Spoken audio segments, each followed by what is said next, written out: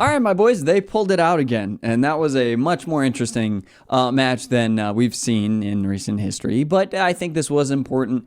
It was a good win. Obviously, Young Boys is Young Boys, and they suck. They're in 11th in the Swiss League, but this was a good stand-up performance from Barcelona. They did what they needed to do against a team that they should do it to. So everyone expected them to win and win by a decent margin, all things considered, this season. And they did it despite the Monaco history in the Champions League, despite the Osasuna loss at the weekend. And so this is big for them, and there's a lot to take from it. And I'm excited to get into the performances of each of them. There were some interesting subs that I'm excited to talk about too, but just good performance from the side. They pressed like crazy. They won the ball back so well and just handled this team with ease. They made them look like young boys, even though Barcelona is full of young boys. And that's all we really could ask from them today, to dominate this match, do exactly what they did, score goals, stat pad Lewandowski a little bit, and make this team more of a threatening side, someone that is going to be at the top of the table in this Champions League bracket. And obviously we need these wins against these smaller teams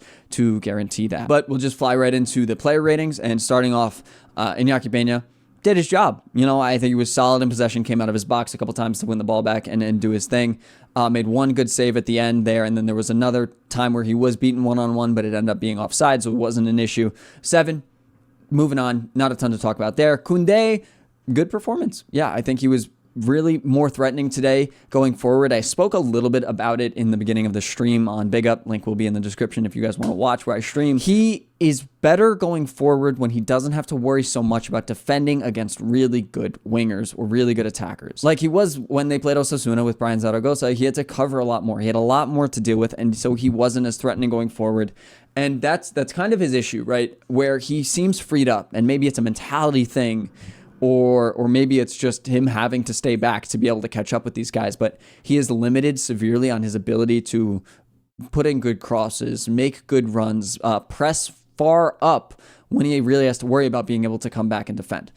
We'll see how that happens. 7.5 or a 7, fine performance from Koundé. Nothing really stand out except for his really combination play in the beginning, which was good. I'm going to give him a 7.5 for that. Kubarsi, again, 7.5. Solid game from him. Good job on the ball today. Did his defensive responsibilities pretty well and was able to recover whenever there was even the slight chance of a threatening attack coming from young boys. So just 7.5 for Kubarsi. Solid performance. Inigo Martinez, though, I'm going to give him a 9.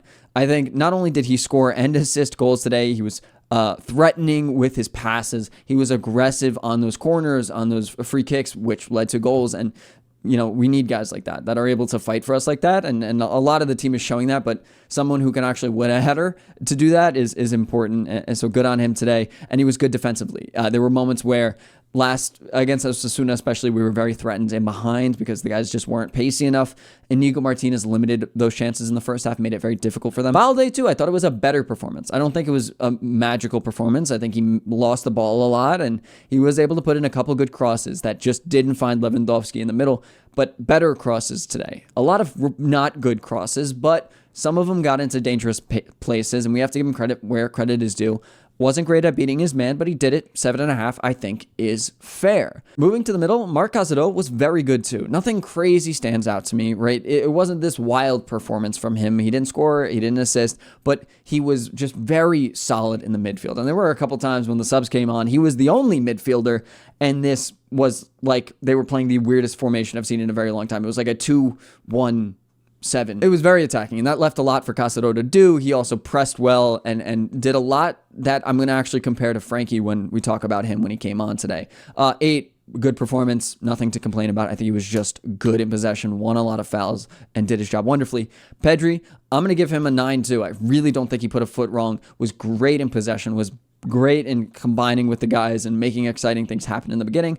And he was able to come off, right? We were able to manage his minutes, which I really can't ask for much else from Hansi Flick for. But Lamine, I would give probably an 8.5 or a 9. He created a lot. I think he did get 1 assist today. Wow, I thought he had an assist, but no, good job from Lamine. I thought he created a lot in the beginning. He was very threatening against their fullbacks. Made it look embarrassing for them, was fouled a ton, and did his job. And yeah, I thought he was really good, as per usual. Did his thing. Even though if he didn't get a goal or an assist, he showed up today. Like crazy, like most of them did, with the exception of somebody.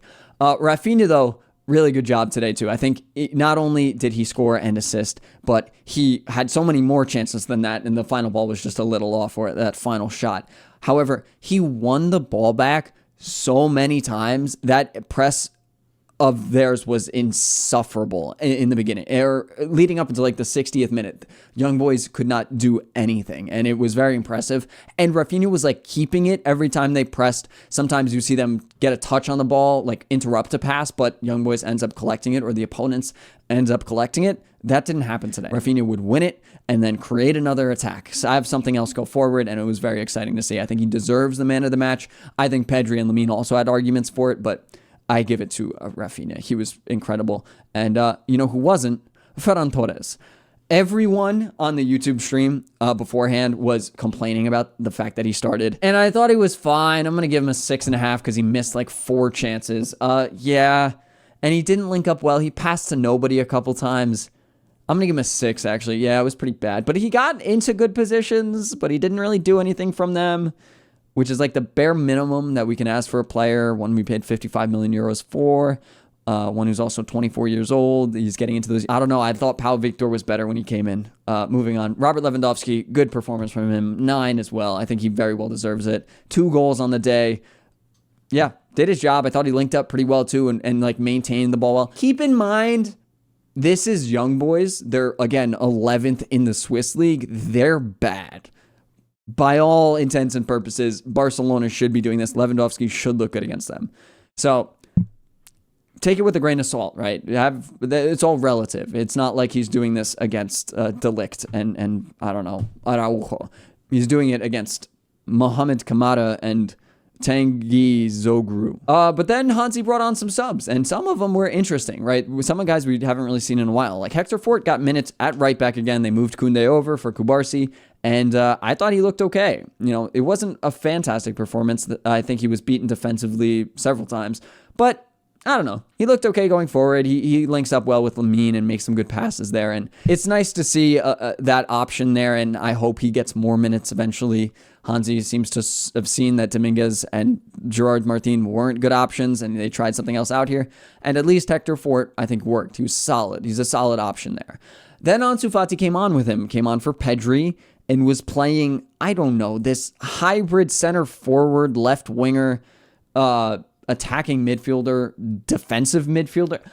I have no idea what position he was playing until Frenkie de Jong came on 10 minutes later. It was weird. He looked okay. He made some good passes, linked up okay with his teammates, ran into space a little bit, almost threatened, but really didn't. Not a ton happened, but also I think when he came on, more specifically, when Pedri came off the pitch, I think the press suffered a little bit. I think the ability to create suffered a little bit. And so it wasn't entirely fair to really judge ANSU relative to the rest of the guys, because Ferran got to play that entire match with Pedri on it. So I think if he came on for Ferran, it would be a little bit of a different story, but that did not happen. We'll see what happens. 6 for him, 6.5 for Hector Fort, and then Frenkie de Jong came on. I think Frenkie was very rusty today. He didn't really look great, and at least on face value, I don't think he can do what Caicedo does, at least with the press.